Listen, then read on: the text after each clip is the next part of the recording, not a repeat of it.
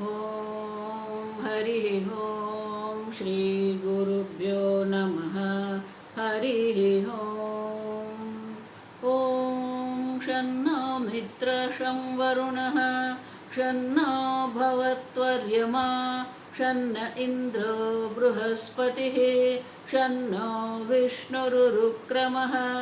नमो ब्रह्मणे नमस्ते वायो त्वमेव प्रत्यक्षं ब्रह्मासि त्वमेव प्रत्यक्षं ब्रह्म वदिष्यामि घृतं वदिष्यामि सत्यं वदिष्यामि तन्मामवतु तद्वक्तारमवतु अवतु माम् अवतु वक्तारम्। ॐ शान्ति शान्ति शान्तिः।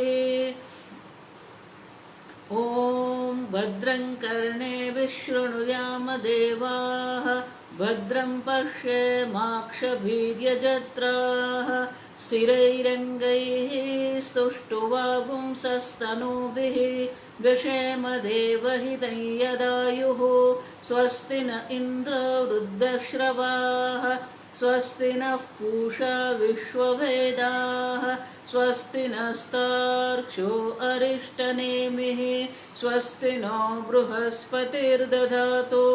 ॐ शान्ति शान्ति शान्तिः। ॐ सहना भवतु सहनौ भुनक्तु सह वीर्यं करवावहै तेजस्विनावधीतमस्तु मा विद्विषावहै।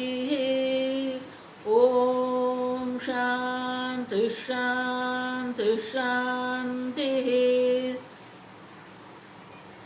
सदाशिवसमारम्भां शङ्कराचार्यमध्यमाम् अस्मदाचार्यपर्यन्तां वन्दे गुरुपरम्परां।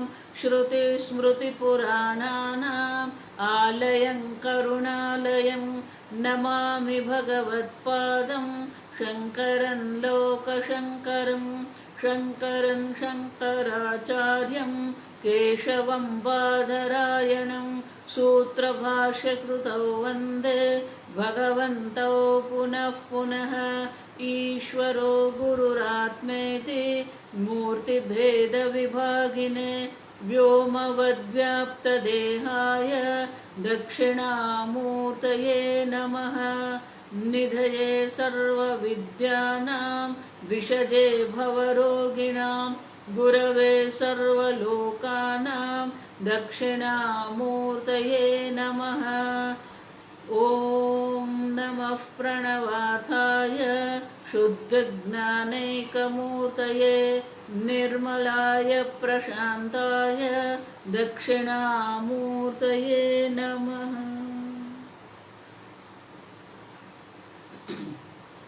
मंगलाचरण। ॐ नमः श्रीशङ्करानन्द गुरुपादाम्बुजन्मने। ॐ नमः श्रीशङ्करानन्द गुरुपादाम्बुजन्मने। सविलासमहामोहग्राहग्राहैग्रासैककर्मणे सविलासमहामोहग्राहग्रासैककर्मणे।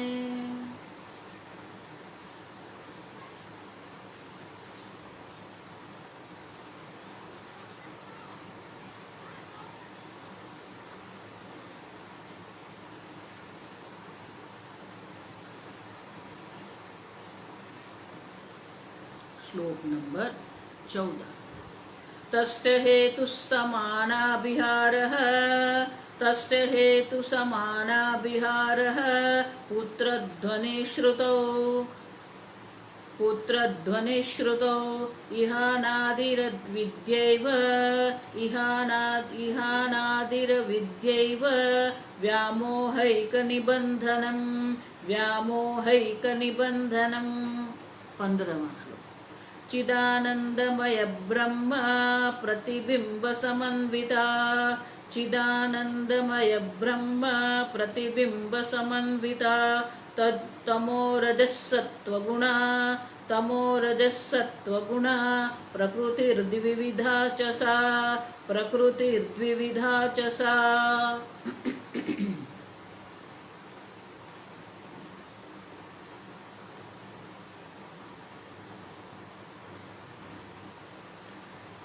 इह अनादिः अविद्या एव व्यामोहैक निबंधनम।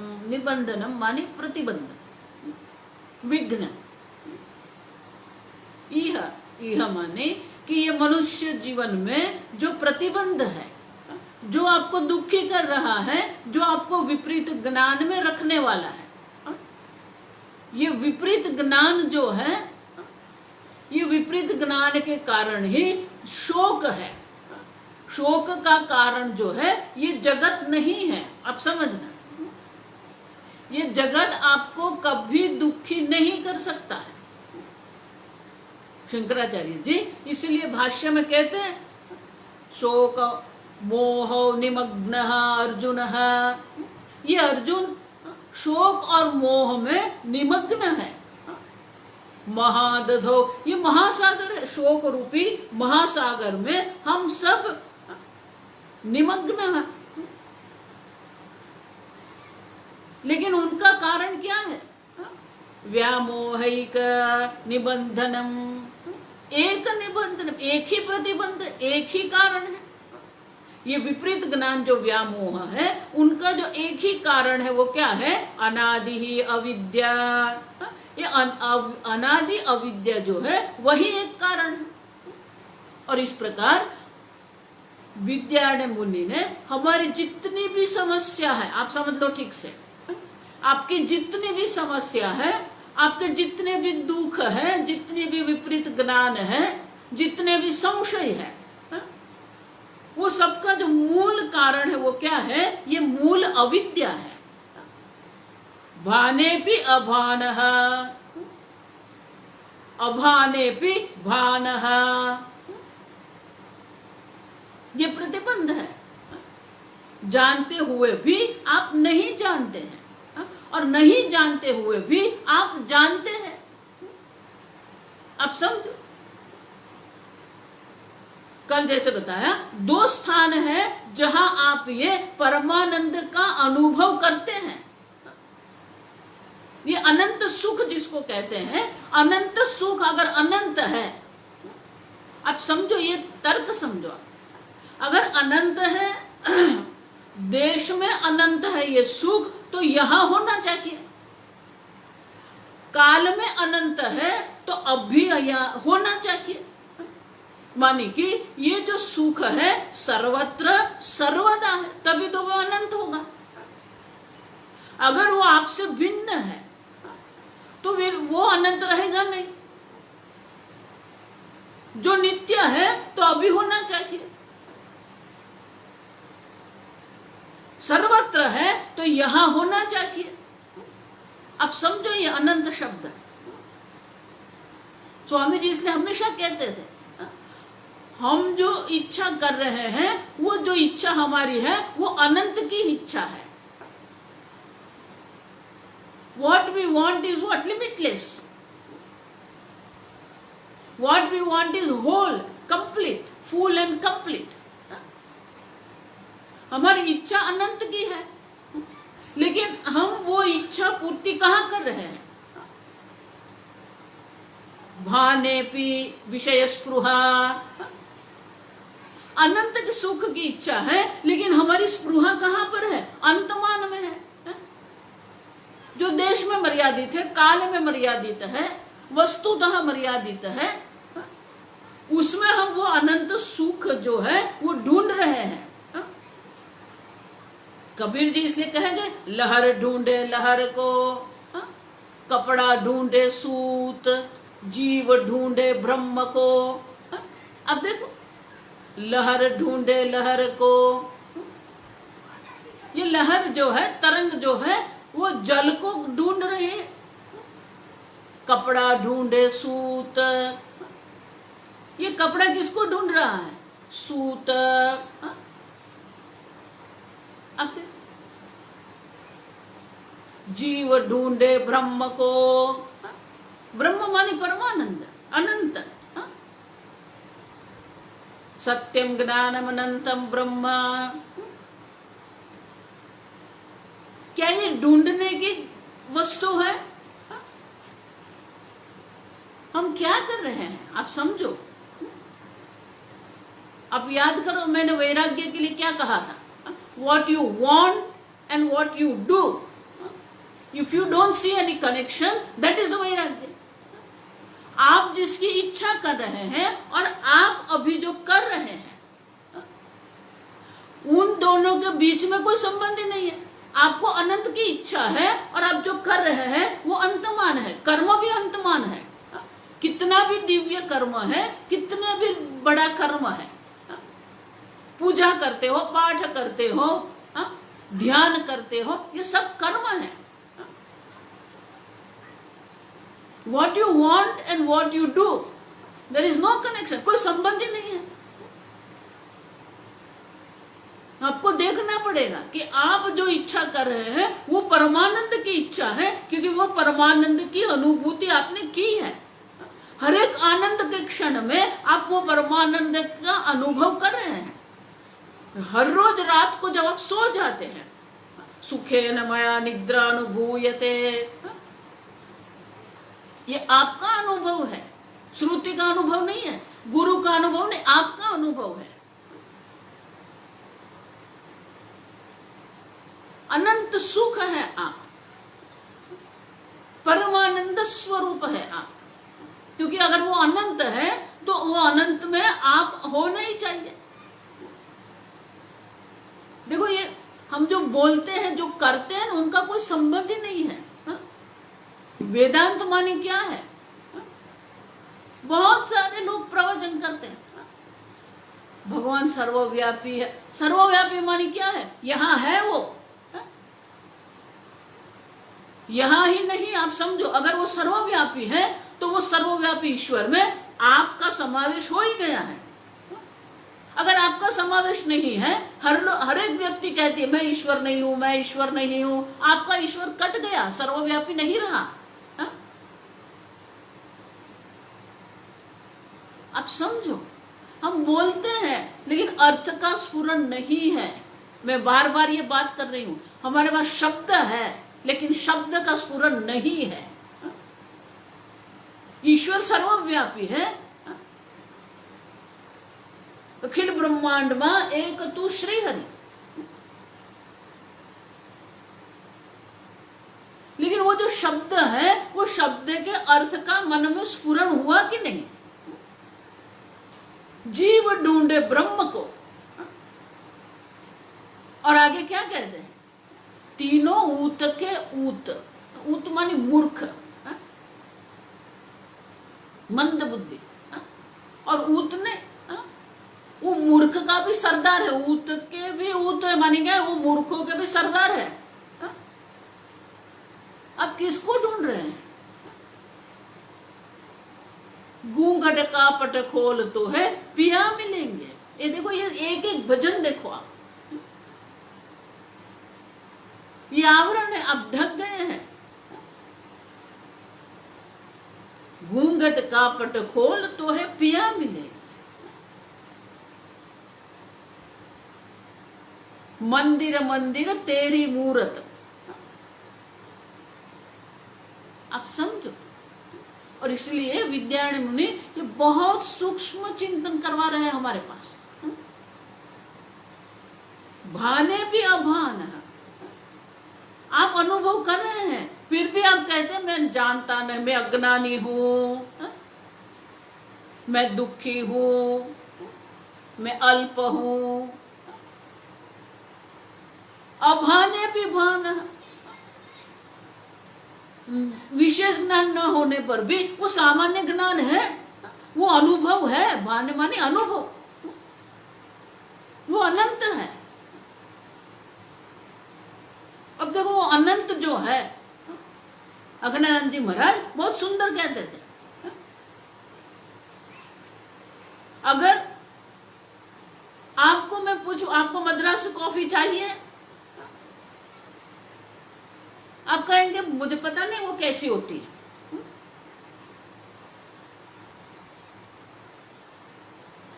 कोई आपको मद्रास कॉफी दे, कोई आपको चॉकलेट दे, आप खाते हैं और पूछते कैसी है।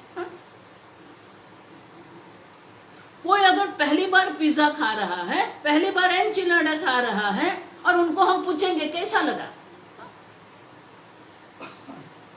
he doesn't have standard in his mind, understand this। मापदंड जब हम कहते हैं, धारा धोरण, वो एक मापदंड होना चाहिए, कैसा है, ये अच्छा है, ये तीखा है, ये मीठा है, ये स्वादिष्ट है। उनके लिए हमारे मन में एक मापदंड होना चाहिए। अब सुख का भी मापदंड है हमारे पास, वो क्या है, अनंत सुख है। अनंत मानी क्या है, अखंडानंद जी महाराज इसलिए कहते थे ये अनंत में 6 बात है। अब ठीक से समझो, आप जो इच्छा कर रहे हैं वो आप है ही।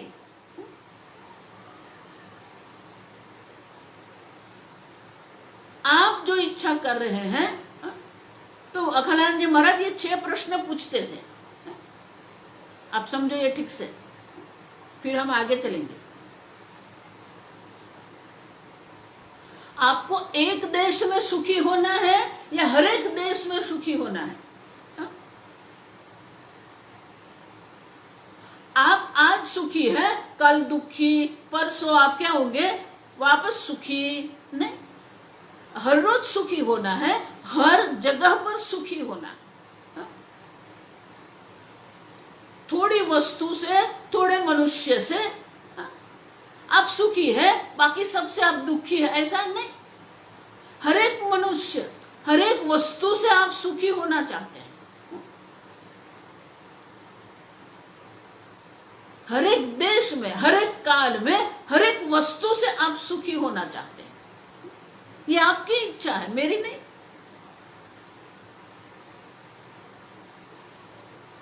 अच्छा, बहुत मेहनत करके आपके सुखी होना है, बहुत प्रयास करना है और सुखी होना है, कि बिना प्रयास सुखी होना है?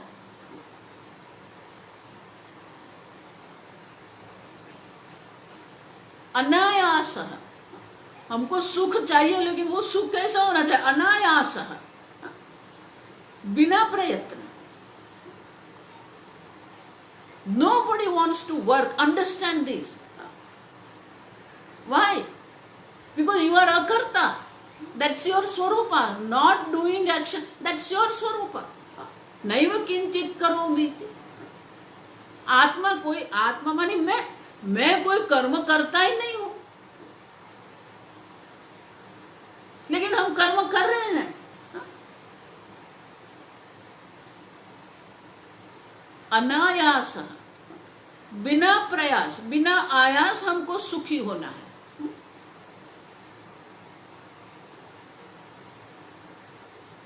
स्वतंत्रम, मैं आपको सुख दूंगी, मैं आपको एक करुण दूं, लेकिन आपको मेरे ऊपर पराधीन होना पड़ेगा। नहीं,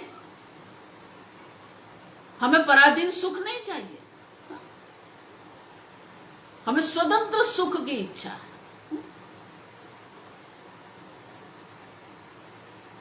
और सुख मिलेगा, लेकिन आपको पता नहीं चलता है, चलेगा नहीं। महाराज ने बहुत बढ़िया दृष्टांत दे दे। एक पति पत्नी थे, बच्चे सब पढ़ के अपने अपने काम में लग गए थे, अलग शहर में वो लोग नौकरी कर रहे थे, ये पति पत्नी साथ में रहते थे। तो ये पति देव जो था, उनको डायबिटीज था, मधुप्रमेह।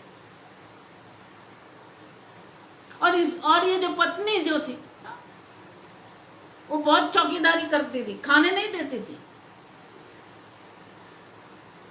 अरे एक बार क्या हुआ, आसपास के किसी घर में कोई प्रसंग था और जलेबी बनाई थी, तो उन्होंने सोचा चलो ये दादा दादी है, अकेले रहते हैं, थोड़ी जलेबी दे देते हैं, तो उन्होंने ये जलेबी दे दिया। अब ये जो पति देव थे, ये दादाजी थे, दादाजी को जलेबी बहुत पसंद थी।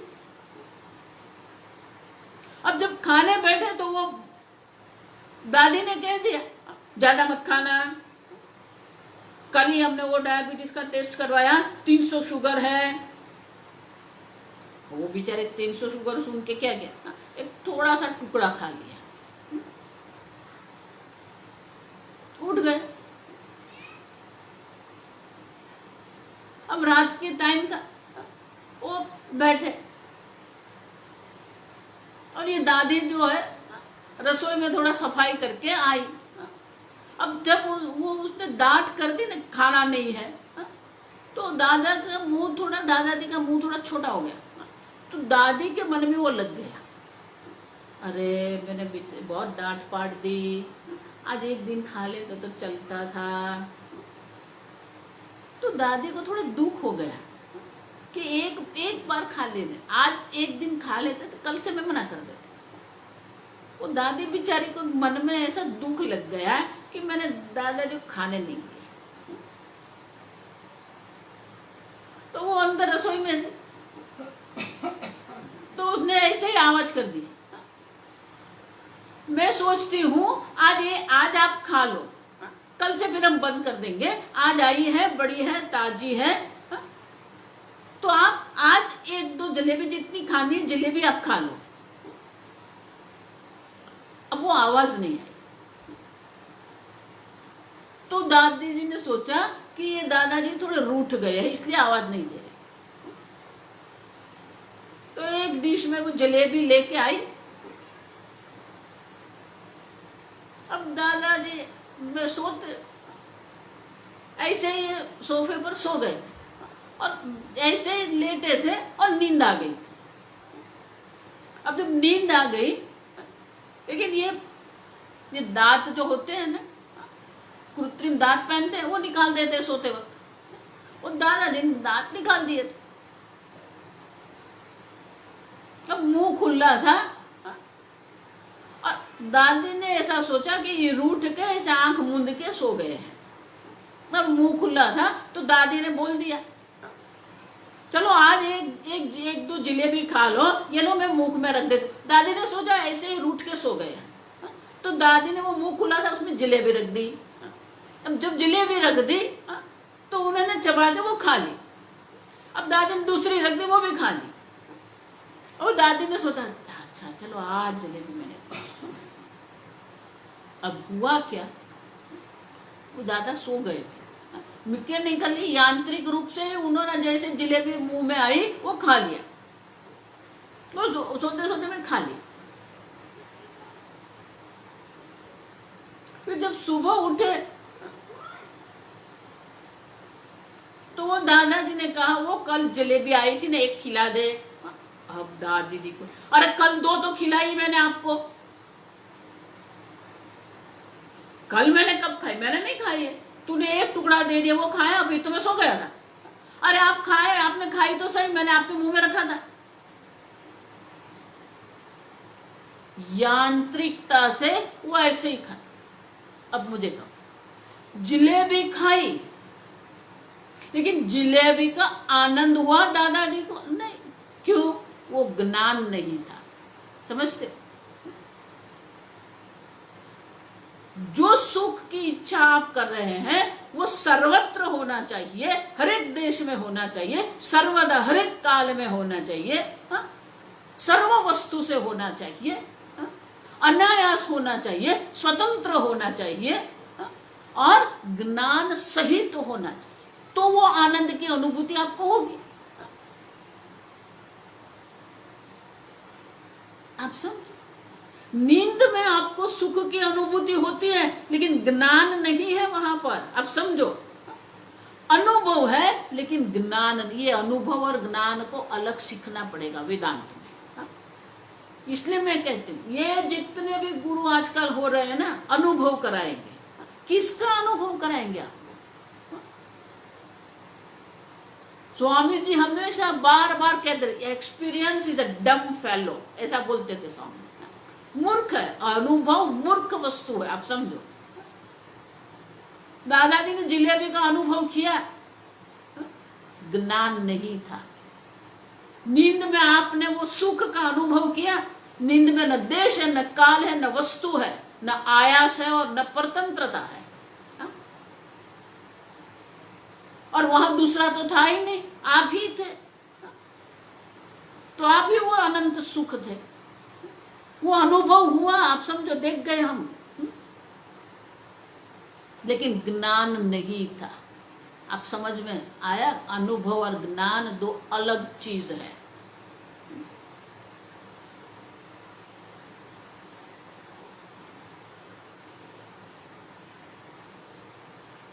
इसीलिए ये अनंत सुख जो है उनका मापदंड हमारे पास, स्टैंडर्ड है हमारे पास,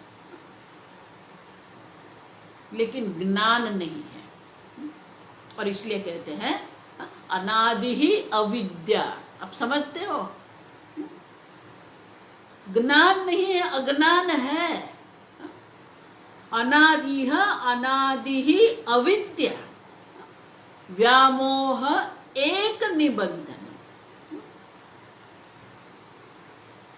ये हमारे दुखीपना की, मर्त्यपना का जो कारण है, विपरीत ज्ञान का जो कारण है। आप आनंद स्वरूप है, लेकिन आपने विपरीत ज्ञान करके बैठ गए हैं, मैं दुखी हूं। आप ज्ञान स्वरूप है, आपने विपरीत ज्ञान कर लिया है, मैं अज्ञानी हूं।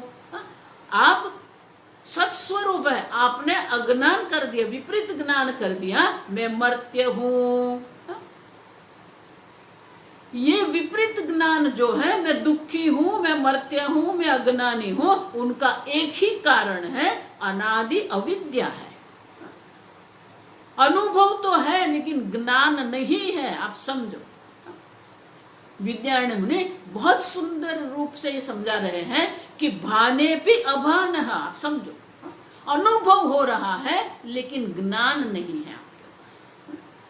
अनंत सुख का अनुभव कर रहे हैं आप, लेकिन ज्ञान नहीं है। अनादि अविद्या, जो मूल अविद्या है, वो एकमात्र प्रतिबंध है जो आपको अपने आप से दूर कर रहे हैं। और इसीलिए भगवान 13 अध्याय में कहते हैं, उपनिषद में भी कहते हैं, दूरस्थम, दूर है, आप अपने आप से दूर हो गए हैं। आप समझे? सबसे नजदीक भी आप ही है, वो ज्ञान है। लेकिन ज्ञान नहीं, अज्ञान है, तो आप सबसे दूर हो गए। दूरस्थम अंतिके च,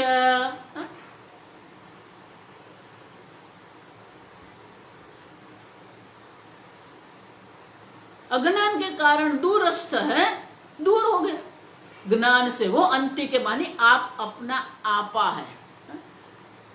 और इसीलिए अनादि अविद्या के कारण ये भाने भी अभान, प्रतिबंधक है। जब तक ये अविद्या की निवृत्ति नहीं होगी, आपके अनंत स्वरूप का ज्ञान, अनंत स्वरूप का ज्ञान आपको नहीं होगा। और इसलिए कहते हैं व्यामोह एक निबंधनम, अनादि ही उत्पत्ति रहिता। अनादि अविद्या की उत्पत्ति है ही नहीं, है वो।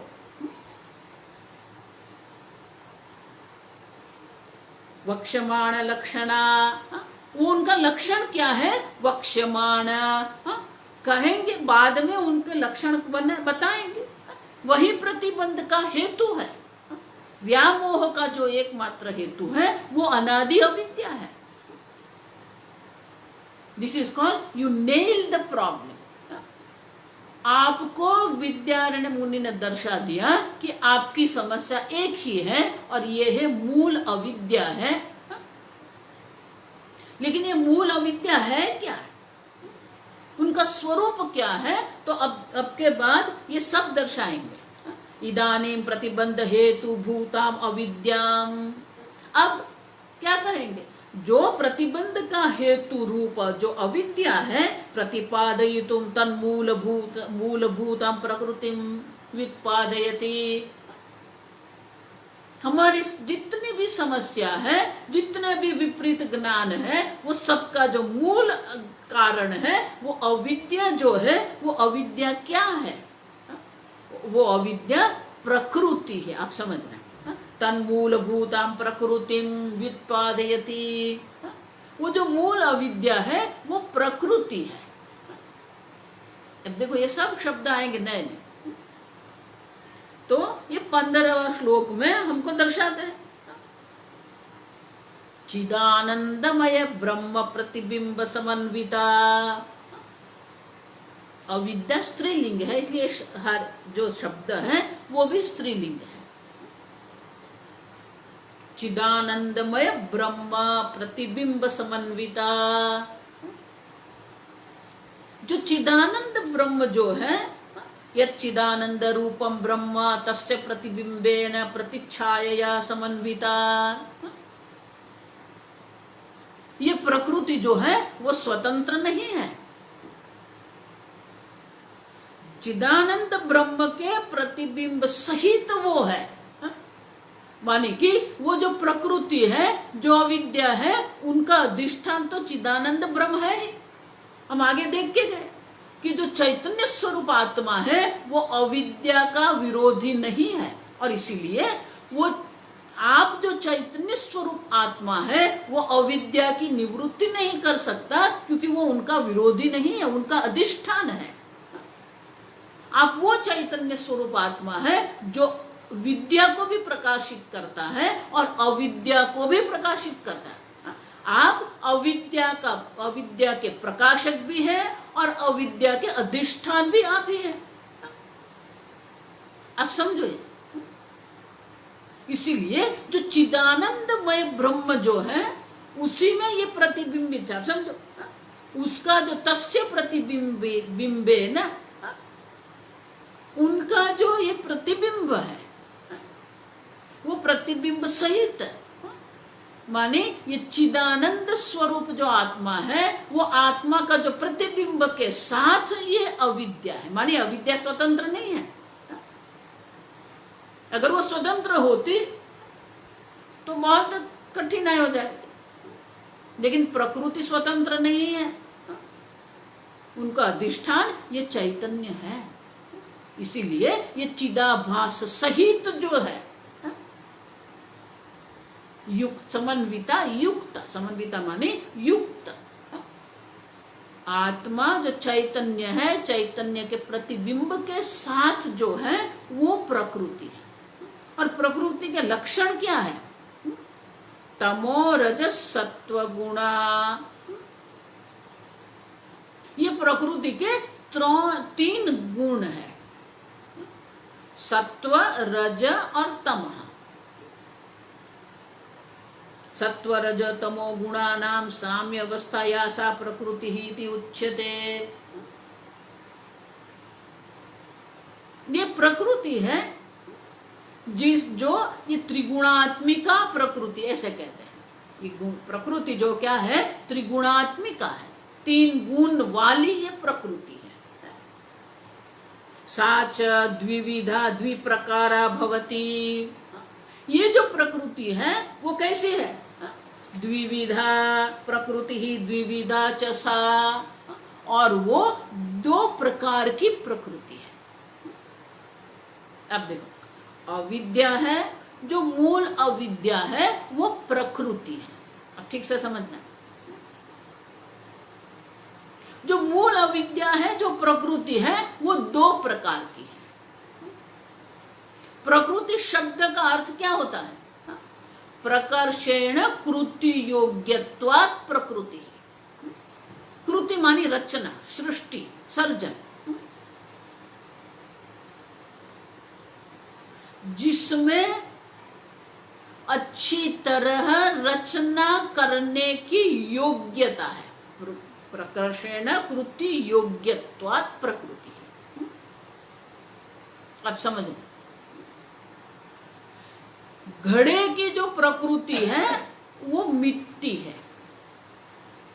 पानी नहीं है, क्योंकि पानी में घड़े बनने की योग्यता नहीं है। आप समझते हो?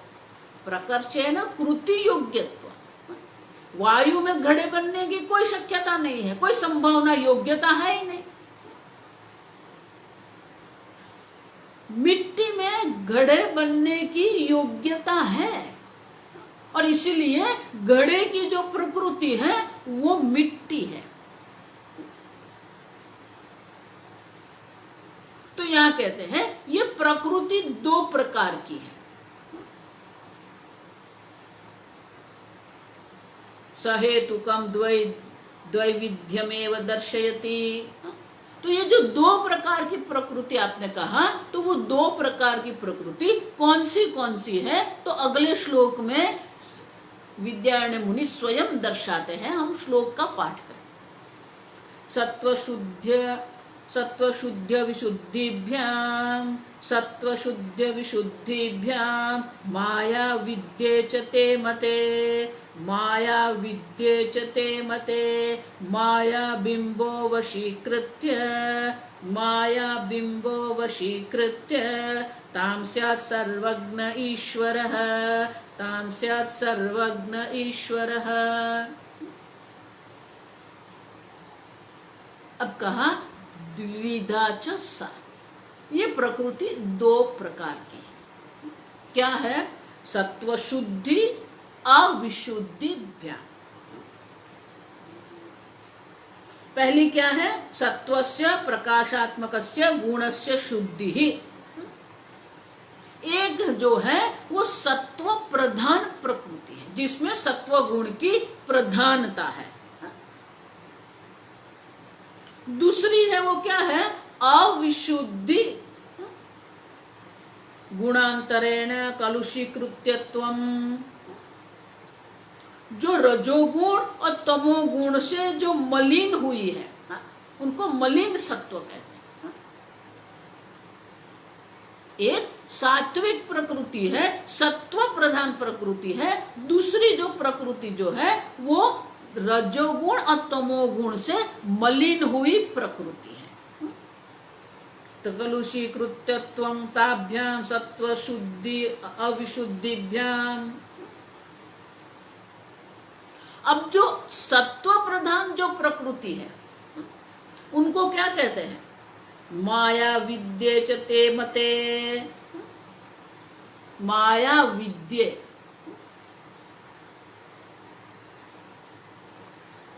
सत्व प्रधानता से, भ्याम है ना, सत्व प्रधानता से और अविशुद्धि प्रधानता से ते मते, दो प्रकार की है। ते मते ये है वो द्विवचन है। माया विद्ये ते, माया विद्ये मते। सीता सीते सीताः, माया विद्ये, माया और विद्या। तो हमको क्या करना है? वो क्रम से लेना है। सत्व प्रधान जो है वो माया है, और अविशुद्धि प्रधान जो है वो अविद्या है। अब देखो, वो मूल अविद्या है, वो प्रकृति है। वो प्रकृति दो प्रकार की है। वो दो प्रकार की प्रकृति में भी ये दो है, माया और अविद्या।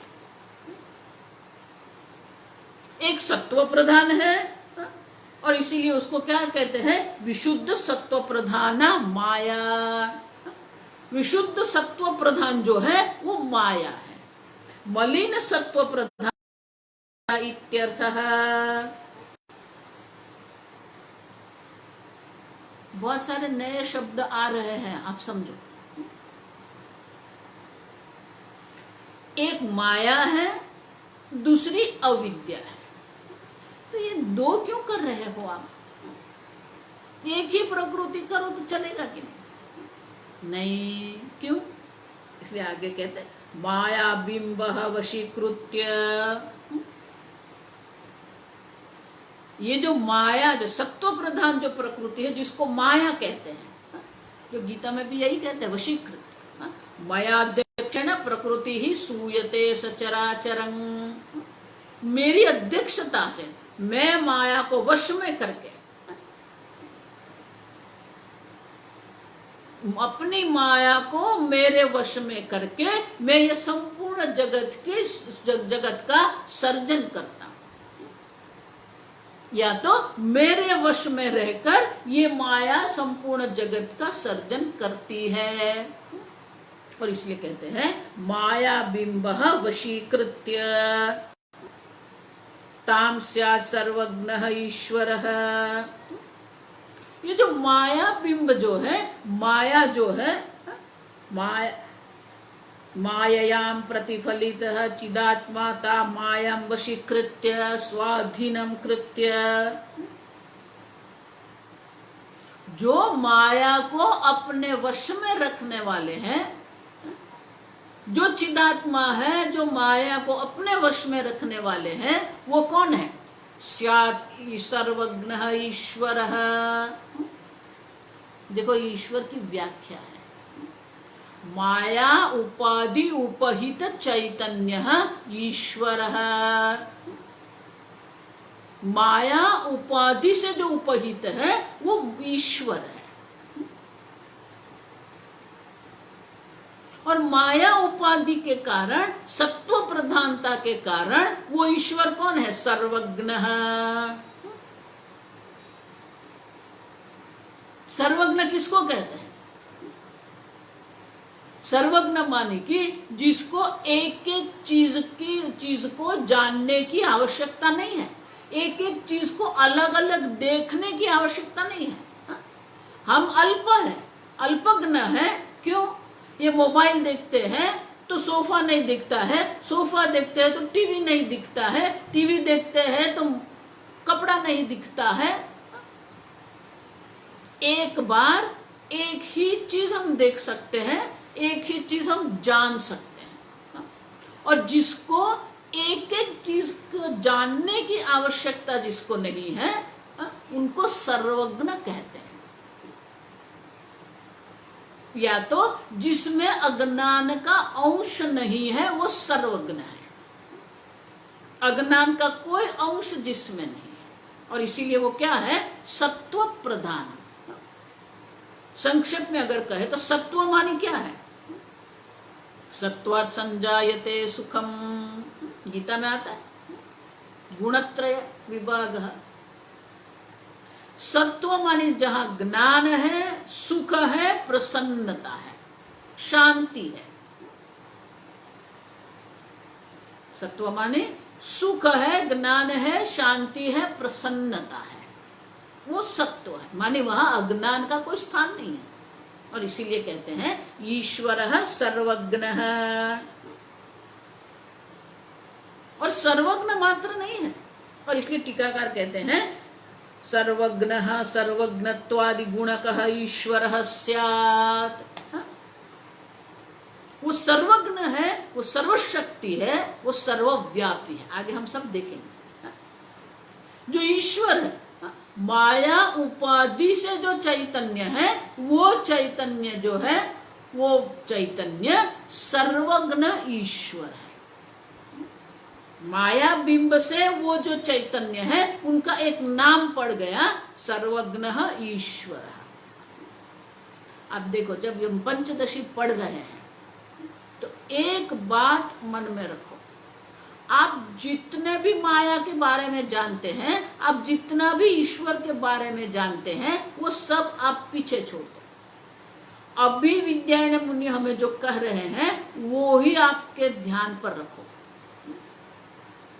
माया उपाधि, जो उपाधि का माया बिंब मानी माया उपाधि से जो उपहित चैतन्य है वो ईश्वर है, और माया उपाधि के कारण वो सर्वज्ञ है, सर्वशक्ति है और सर्वव्यापी है।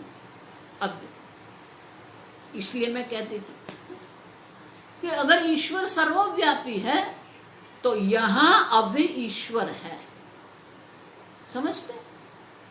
अगर माया उपाधि ईश्वर है, माया उपाधि से ईश्वर जो है वो सर्वज्ञ है, वो सर्वव्यापी है।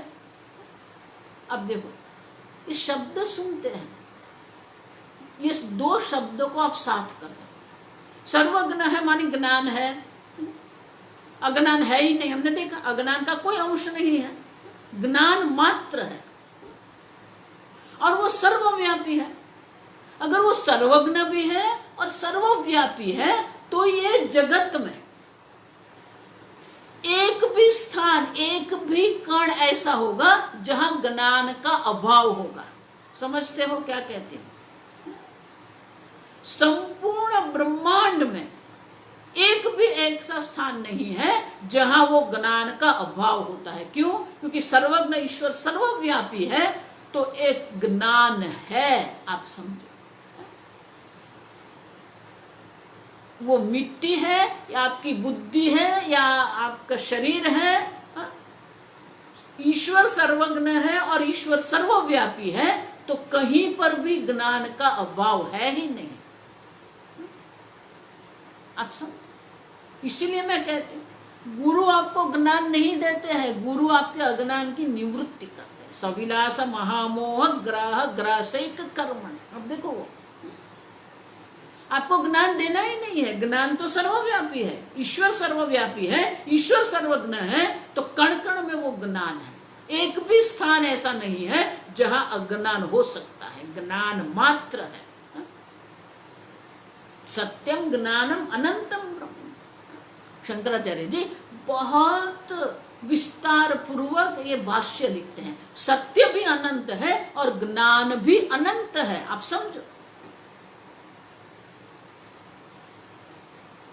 सर्वज्ञ ईश्वर है तो ज्ञान भी अनंत है। ज्ञान है, आप समझो, ज्ञान का अभाव नहीं हो सकता है। और माता जी, ज्ञान का अभाव नहीं है तो फिर आपने तो अविद्या बोल दिया। इसलिए मैंने कहा एक एक सोपान आपको याद रखना पड़ेगा। प्रतिबंध है, प्रतिबंध का कारण व्यामोह, विपरीत ज्ञान, विपरीत ज्ञान का कारण अविद्या, अनादि अविद्या है। और अनादि अविद्या जो है वो प्रकृति है, वो दो प्रकार की प्रकृति है, एक माया प्रकृति है, दूसरी अविद्या है, जो मूल अविद्या है। आप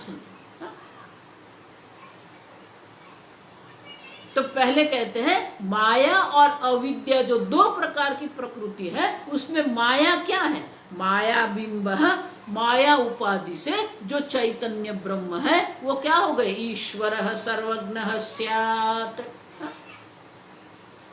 तो ईश्वर माने कौन है? माया उपाधि से वो ईश्वर है। अच्छा, तो ये अविद्या क्या है? तो आगे के श्लोक में कहते हैं अविद्यावसगस्त्वन्यः, अविद्यावसगस्त्वन्यः तद्वैचित्राद् अनेकधा, तद्वैचित्रादनेकधा साकारण शरीरं स्यात्, साकारण शरीरं स्यात् प्राज्ञस्तत्र अभिमानवत्, प्राज्ञस्तत्र अभिमानवान्। अब अविद्या क्या है? अविद्या वशगः तु अन्यः। प्रकृति दो प्रकार से है, एक माया और अविद्या है, और माया उपाधि से चैतन्य का नाम हो गया ईश्वर। और अविद्या उपाधि से जो चैतन्य है उनका नाम क्या होगा? जीव। और इसलिए कहते हैं, अब देखो, माया उपाधि से ईश्वर है, लेकिन ईश्वर माया के अधीन नहीं है, माया ईश्वर के अधीन है। अब वो चैतन्य जो अविद्या का प्रतिबिंब होगा, अविद्यावशगः तु अन्यः, जो अन्य है, जो जीव है, वो क्या है?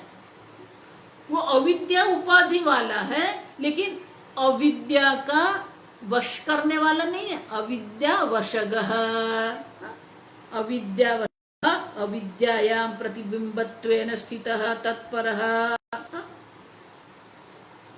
अविद्या के वश में हो गया है। वशगः मानी वशम गच्छति इति वशगः। जो अविद्या के वश में रहने वाला है वो अन्य है। एक ईश्वर है, सर्वज्ञ है, दूसरा अविद्या के वश में रहने वाला है।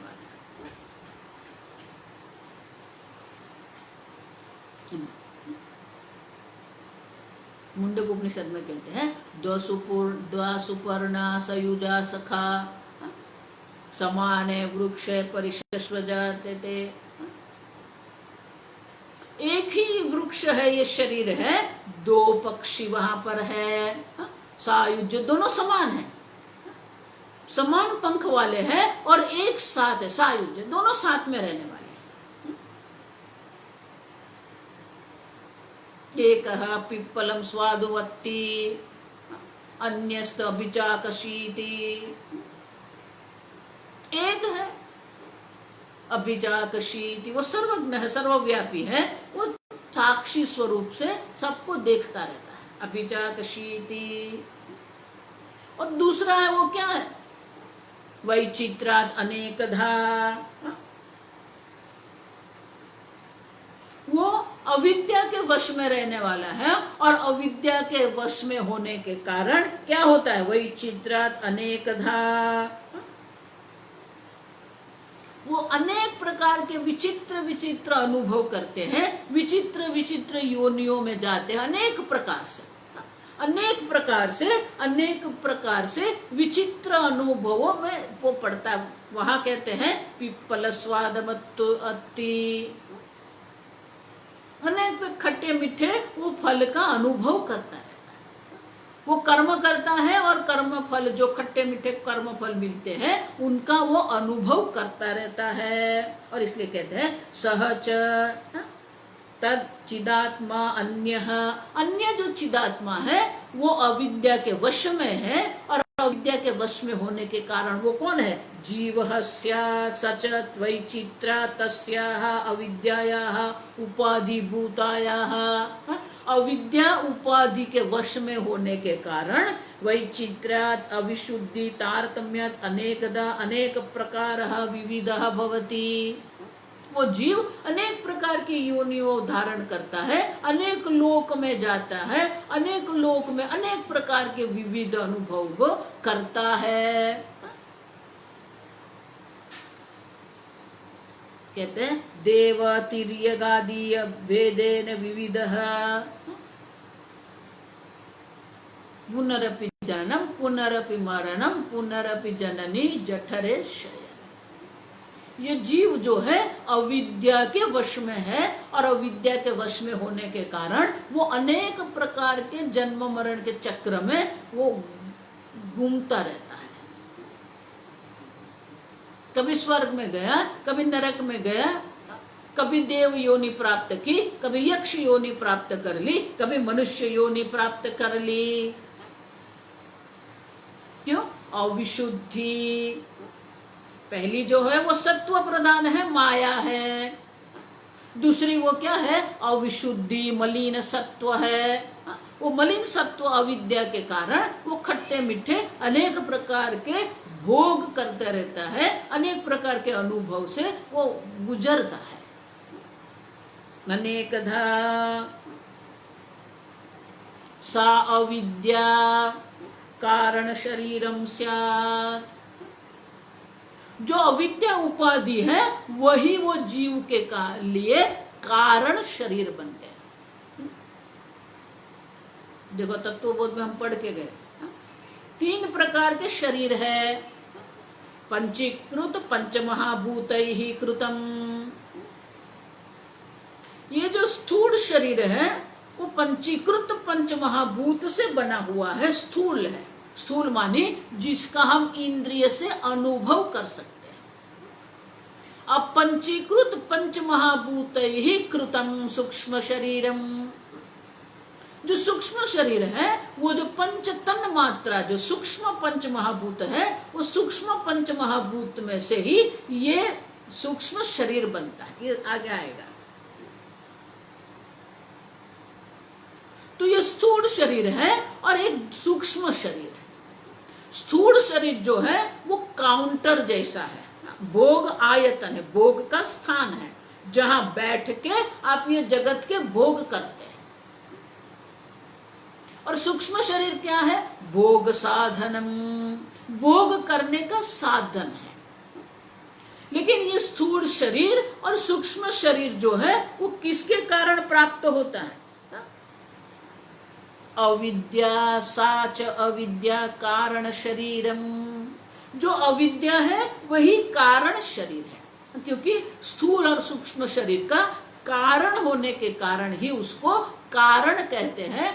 और वो स्थूल शरीर और सूक्ष्म शरीर ऐसा कहा, वो समूह में आता है तो उनको शरीर कह दिया, इसको भी शरीर कह दिया, लेकिन उसका कोई शरीर माने आकार नहीं है, अविद्या का कोई आकार नहीं है, आप समझो। और इसलिए कहते हैं साच अविद्या कारण शरीरम शरीरत्रयादीरे। शरीरत्रय, ये 3 शरीर है, वो 3 शरीर में से जीवस्य तत् 3 शरीराणि तत्तद उपाधिकः वा जीवः। 3 प्रकार के जीव के शरीर है, और तत्तद उपाधि, जिस प्रकार का शरीर वो प्राप्त करता है वो बन जाता है। ये कुत्ता है, ये बिल्ली है, ये मनुष्य है, ये देव है, यक्ष है, तत्तद उपाधि। वो उपाधि से ही अपनी पहचान करता है, मैं मनुष्य हूं, ये कुत्ता है, ये वृक्ष है। अब देखो, तो ये जो स्थूल और सूक्ष्म शरीर है जिसके कारण हमको प्राप्त होते हैं, वो जो है वो अविद्या जो है वो कारण शरीर है। और इसीलिए जो चिदात्मा जो है वो अविद्या के कारण जीव बन गया, वही चिदात्मा जो है माया उपाधि से ईश्वर स्यात्, वो सर्वज्ञ है। अगर वो ईश्वर सर्वज्ञ है तो ये जीव क्या हो गया? अल्पज्ञ, अल्पशक्ति, अल्पव्यापी। वहां सर्वज्ञ है तो यहाँ क्या होगा? अल्पज्ञ। तो ये जीव है, ये अविद्या उपाधि है, अविद्या उसके लिए कारण शरीर है, और कारण शरीर होने के कारण ही उनके नए नए स्थूल और सूक्ष्म शरीर उनको प्राप्त होते हैं।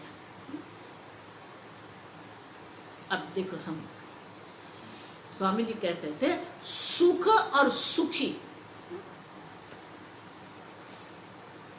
सुख और सुखी। सुखी जो है, देखो आपको सुख चाहिए या आपको सुखी होना है? I want to be happy, understand? I don't want happiness, I want to be happy. मुझे सुखी होना है। तो ये सुख का जो अनुभव है, वो सुख के अनुभव के कारण अब आपका एक नाम पड़ गया, मैं सुखी हूं। दुख का अनुभव हुआ, उसके कारण आपका नाम पड़ गया, मैं दुखी हूं। इसका अर्थ क्या हुआ? सुख के साथ आपने तादात्म्यपन कर लिया और आपका नाम पड़ गया सुखी। दुख से आपने तादात्म्यपन कर लिया, दुख से आपने एकता कर ली, दुख को मैं मान लिया, आप दुखी हो गए। उसी प्रकार से जो अविद्या है, वो अविद्या जो है वो अविद्या साच कारण शरीर, जो अविद्या है वो कारण शरीर में क्या कहा? श्लोक क्या कहते हैं? प्राज्ञः तद अभिमानवान। ये कारण शरीर जो अविद्या है उनका अभिमान करना, माने कि वो मैं हूं, मैं अज्ञानी हूं।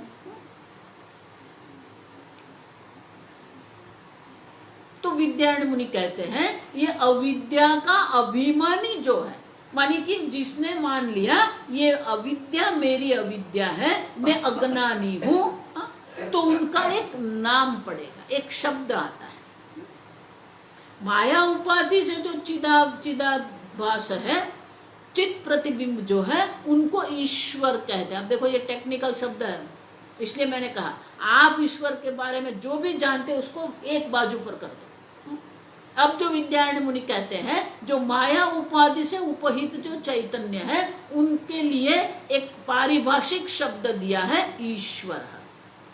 उसी प्रकार से अविद्या उपाधि है, और अविद्या उपाधि में जो तादात्म्यपन करके बैठा है, जो अपने ऊपर उन्हें अध्यारोप करके जो बैठा है, तो अविद्या उपाधि का अभिमान वाला जो है प्राज्ञः। तो तो कारण शरीर में अभिमान करके आप बैठे हैं, तो आप जो जीव है उनका एक नाम पड़ गया प्राज्ञ। माया उपाधि है ईश्वर है, अविद्या उपाधि है कारण शरीर है प्राज्ञ। प्रकर्षेण अज्ञत्वात् प्राज्ञ, प्रकर्षेण अज्ञ, अज्ञानी है वो। और इसलिए कहते हैं विद्यारण्य मुनि कि प्राज्ञ तत्र अभिमानवान, उस अविद्या में अभिमान कर, अभिमान शब्द भी आपके अर्थ का मत करना, अभिमान माने तादात्म्यपन करना, अपना मान लेना। इसलिए मैंने क्या कहा, मैं अज्ञानी हूं। मैं अज्ञानी हूं माने कि अविद्या का अपने ऊपर अध्यारोप कर दिया, तो नाम पड़ गया प्राज्ञ। एक ईश्वर है और एक प्राज्ञ, ये बिल्कुल पारिभाषिक शब्द है। माया उपाधि से ईश्वर है, अविद्या उपाधि से सक कारण शरीर से वो प्राज्ञ है, उसको कहते हैं। आगे हम कल देखेंगे। ओम स्वस्ति प्रजाभ्यः परिपालयन्ताम् न्यायेन मार्गेण महीं महेशाः गोब्राह्मणेभ्यः शुभमस्तु नित्यं लोकाः समस्ताः सुखिनो भवन्तु काले वर्षतु पर्जन्यः पृथिवी सस्यशालिनी देशोऽयं क्षोभरहितः ब्राह्मणाः सन्तु निर्भयाः ओम सर्वेषां स्वस्तिर्भवतु सर्वेषां शान्तिर्भवतु सर्वेषां पूर्णं भवतु सर्वेषां मङ्गलं भवतु सर्वे भवन्तु सुखिनः सर्वे सन्तु निरामयाः सर्वे भद्राणि पश्यन्तु मा कश्चित् दुःखभाग् भवेत् असतो मा सद्गमय तमसो मा ज्योतिर्गमय मृत्योर्मा अमृतंगमय। ओम पूर्णमदः पूर्णमिदं पूर्णात् पूर्णमुदच्यते पूर्णस्य पूर्णमादाय पूर्णमेवावशिष्यते। ओम शांति शांति शांति। हरिः ओम श्री गुरुभ्यो नमः। हरिः ओम। हरि